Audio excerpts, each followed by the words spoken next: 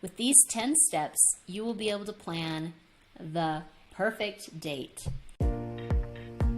Welcome to Epic Mom Life. I am your host, Kara Peterson. This show is sponsored by The Possum's Tale, a unique book adventure for your 6 to 12-year-old child. Let's jump into today's show. Crafting Connection, 10 steps to planning the perfect date. I designed this for couples, but it can be used because there's a lot of great information for anybody who's planning on going out on a date. So whether you're celebrating a really special occasion or you just want to get some quality time, because if you're in a relationship and there's kids, quality time is one of the hardest things in the world to find recently. Here are 10 steps to make sure that your date is nothing short of perfect. 1. Schedule in advance. Spontaneity is not your friend when it comes to having children and planning a date and making sure your partner's on the same page. Set a specific date and time for your date night and make sure to allocate enough time to fully enjoy each other's company. 2. Arrange childcare. Seek reliable childcare services or ask a family member or a neighbor or something like that to look after your kids for the evening. It is really difficult to enjoy your date, enjoy your partner, enjoy the conversation if you're both really worried about what's happening at home. 3, decide on a budget. Yeah, that doesn't sound like a lot of fun. However, a lot of us need to really think about that. Prices are pretty high. So if we start with what can we afford and then we start planning the date, we won't be worried about what we're doing on the date, because I was one of those people where I would start calculating backwards all of the dollars that we were spending.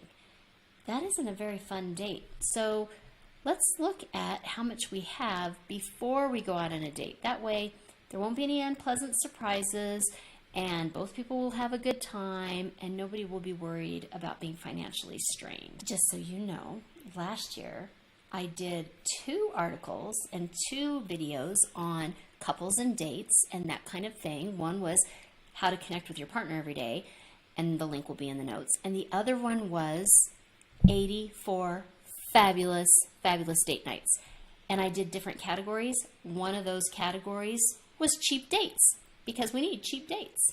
The link will be in the show notes for that as well. 4, plan activities. When it comes to planning the perfect date, one of the most important things is which activities to include. Whether it's a night on the town or a cozy evening in, having a variety of activities to choose from makes all the difference, because you want to keep things interesting and exciting. You don't want to always be doing the same thing. So here are some tips for planning the perfect activities for your date. 1, start with the basics. Make sure to have a few options that both of you love, such as going for a walk, watching a movie, playing board games. These activities are easy to plan and can be enjoyed by both of you. 2, think outside the box. Don't be afraid to get creative. Come up with some unique activities. You can throw in some of your tried and true with some unique ones, and that way there's a couple to choose from maybe. This could be something like trying a new restaurant. That kind of makes my husband nervous, so that's actually really outside the box for him. Going on a hike, or, wow, even taking a cooking class. 3, consider the weather. Like if you're going on a hike, you're really going to want to be checking the weather. 4, keep it simple. While it's important to have a few fun and exciting activities planned, don't forget that the most important thing is that you guys are having fun. But also, some of the most memorable dates are simple and they're low key, and they just allow you two to connect with one another. 5, ask for input. Don't assume that you know exactly what your partner would want. Sometimes it's really nice to get some input from your partner. For example, if I were going to choose the new restaurant, I would ask my husband what he would want to do after. And he loves the movies. I don't love the movies. But if I were going to throw in that out-of-the-box new restaurant, I would be happy to go to a tried and true, for him, movie so that he knew he'd be comfortable after the date. Number 5, choose the right attire. This sounds like a no-brainer, but it's really important to strike a balance between being comfortable and looking absolutely fabulous. So here are some tips. I actually have tips for you on how to dress. 1, dress appropriately. So depending on the date you're going to have, this is another reason why spontaneity might not be the thing, because if you're going to surprise your date and you take them hiking, if they're in the wrong shoes, that's not going to work out real well. You want to know if you're going to a casual dinner or a dress-up dinner, you don't want to be the one who's in their hiking boots, but you're at a really nice restaurant. Number 2, be comfortable. No matter how stylish your outfit may be, if you are uncomfortable in it, you won't feel natural. Plus, you'll always be thinking about the actual outfit. Like if I wear a shirt that goes over too much like this, I'm constantly thinking about my bra straps, right? So I don't want to have this quality time with my husband and be thinking if my bra straps are showing. That's weird. So make sure you're wearing something that you really are comfortable in and it doesn't restrict your movement. Show confidence. Number 3, your outfit should reflect your inner confidence and self-assurance. And if you don't have inner confidence and self-assurance, get an outfit that lets you fake it. Remember, your partner chose you. So if your partner chose you, you can let them know why. You can look really great. Number 4, it's just fun. You are on a night out. Have a little fun. Be a little flirty with the person you're going out with. Tonight, you get to be a woman, not a mom, not whatever your job is, not the chauffeur, not the cook. You're just a woman. Have fun being that. Number 6, arrange for transportation. This is kind of like the budget. It seems like a downer, but it's one of those factors that's really important to plan ahead. For instance, if you and your partner want to drink and you have a sitter, you guys are going to have to decide which one of you is not going to be imbibing because somebody has to drive the sitter home. Or if you don't have to drive the sitter home, how is that sitter getting home? Do you guys have an arrangement where they can just sleep in the extra room because it's like New Year's Eve and you're going to be coming home at like 3 in the morning and it's just easier if they spend the night? Or are you going to be taking an Uber anyway? Or do you guys have, hopefully you aren't sticking a like 11-year-old on mass transit late at night, but however it is that you guys do your situation, wherever it is you live, walk through from the beginning to the end. If the end is a sitter going home, figure all of that out before the date, because it's really sloppy and it doesn't look good on you if you start thinking about it after you're already in that scenario. It looks better if you've already got all of those loose ends tied up. Because even though you get to have fun tonight, you're still the responsible adult. And if you have it all figured out, you get to be a lot less responsible because all of the stuff that you had to think about, you don't have to think about anymore because it's already taken care of. So it's kind of like being the adult in advance. You get to be in advance so you don't have to be as much that night. 7, prepare conversation starters. What you really don't want to happen is have that awkward silence. Preparing conversation starters is really important to ensuring that you both have a smooth and enjoyable evening. Here are some tips before you even get to the conversation. 1, you're going to start with common interests. Begin with knowing your partner's interests or shared interests and use those as kind of like your launch pad for conversation. This can be anything from movies to books to hobbies to travel.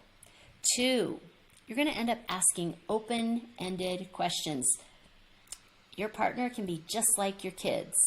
If you ask an easy question, they'll give you an easy answer. You know how your kids say, how was school? Fine. How'd you like the movie? Good. What do you think of dinner? Good. You can't ask those kind of questions. You have to think of open-ended questions that encourage dialogue, and have your partner think more about what they're feeling, what they're thinking, so that they can share their thoughts and opinions. 3, listen actively. When the other person is speaking, make sure that you are fully engaged and speaking briefly. This shows that you're interested in what they have to say, and it helps keep the conversation going. 4, be genuine. I was thinking of this, be genuine, and I made a total error years and years ago, and I still really feel badly about it, but my boys were baseball boys. We did baseball all the time.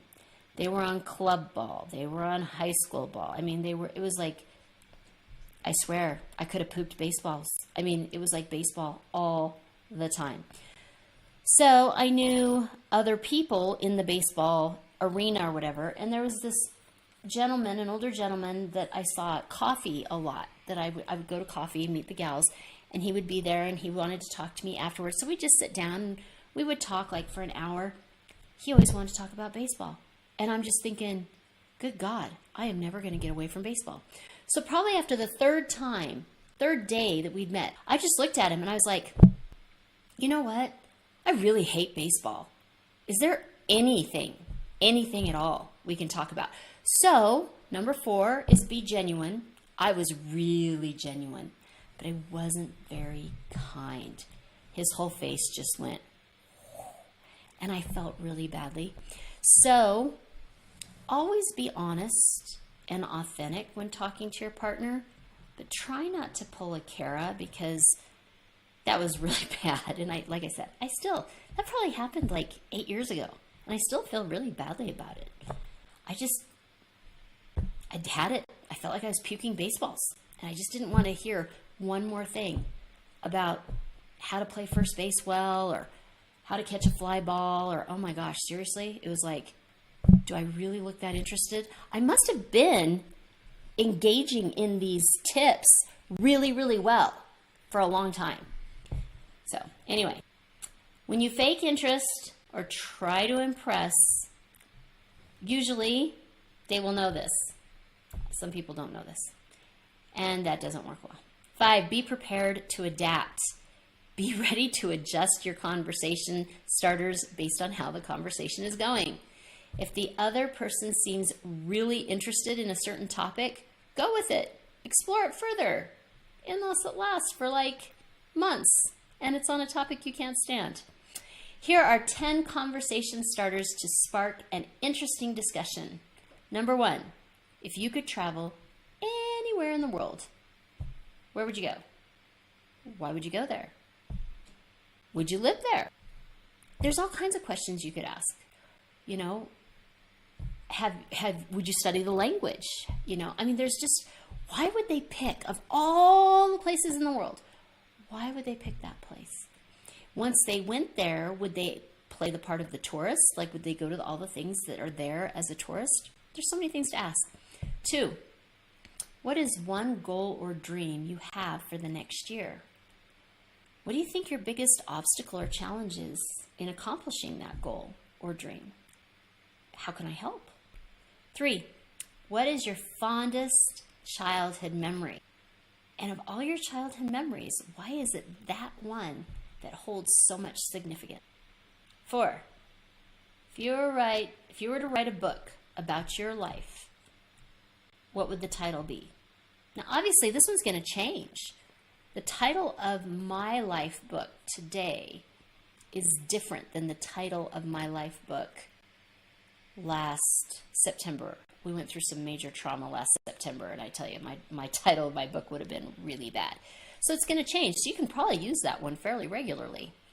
5, what is one thing you have always wanted to try or learn but haven't had the opportunity to yet? I use this on my husband. We've been married 30 years.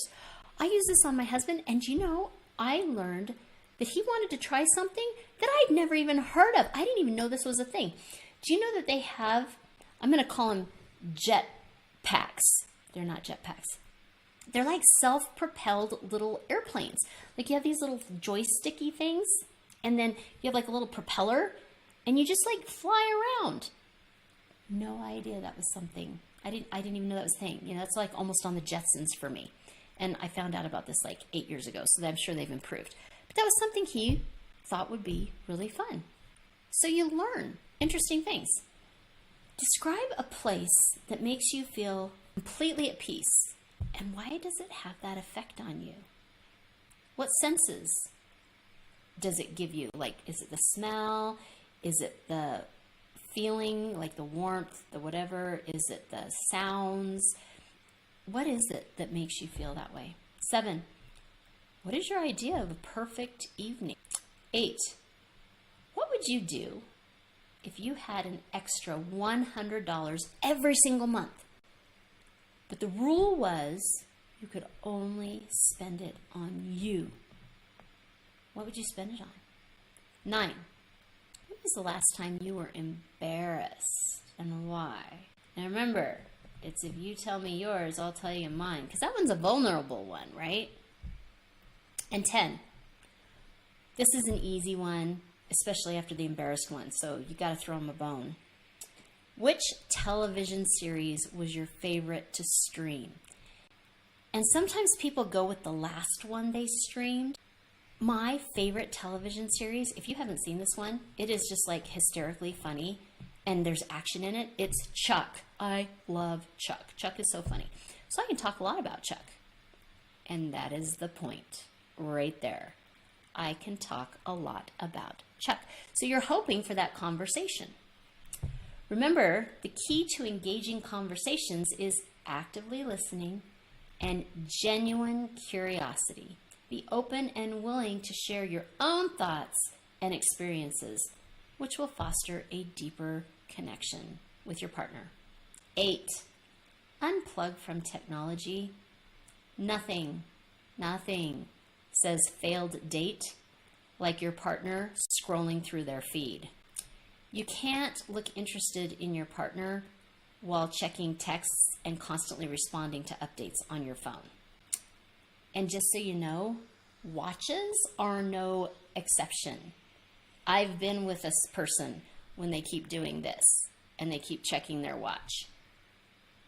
It's really frustrating because as the person who has received that, you think, if you don't have time to be here with me, why did you make this arrangement? Because honestly, I have stuff to do. You don't want your partner to be thinking that. Your spouse will notice if you keep looking at your watch and pushing buttons on it. And let's kind of flip that paradigm. How often are you able to check your watch and check your phone? Like all day, every day. You're able to just kind of glance at it, right? How often do you get alone time that you can connect with your partner? I'd make the most of it. 9, nonverbal cues and body language. Some of us don't even realize that before we've even opened our mouths, we've said a ton. So here are some important cues and gestures that you may not even be aware of, but that you may want to try to incorporate or make sure you're not incorporating so that you can make sure that you're getting the right message to your honey. 1, eye contact. Sustained eye contact demonstrates attentiveness and genuine interest in your partner. It helps establish a deeper connection and shows that you are fully engaged in the conversation. 2, facial expressions. Expressing genuine emotions through smiles, raised eyebrows, nods, can convey empathy, understanding, and validation of what they're saying. It helps create a comfortable and positive atmosphere. 3, touch. Appropriate touch. You might be out in public, such as leaning in closer, holding hands, or a gentle touch on the arm, can promote intimacy, but it also gives an emotional connection, but it's also like, oh, tell me more. 4, open posture. Avoid crossing your arms or your legs, as it can convey defensiveness or disinterest. Instead, maintain an open posture facing your partner with relaxed body language to signal receptiveness and a willingness to connect. Just so you know, I'm horrible at number 4. Right now, I am freezing. I am freezing like all of the time. My hands are cold, my nose is cold, everything on me is cold. So I'm constantly doing this, or, I kind of like get into a ball. And it's not because I'm not interested, it's because when you're in a ball, you tend to create more body warmth. So I have to really think hard about that one. And I try very, very often to, anytime I'm going somewhere, I call it a throw. I always try to have a throw, like a light sweater or shawl or something like that. 5, nodding and leaning in. Nodding your head while the other person is talking indicates active listening and understanding.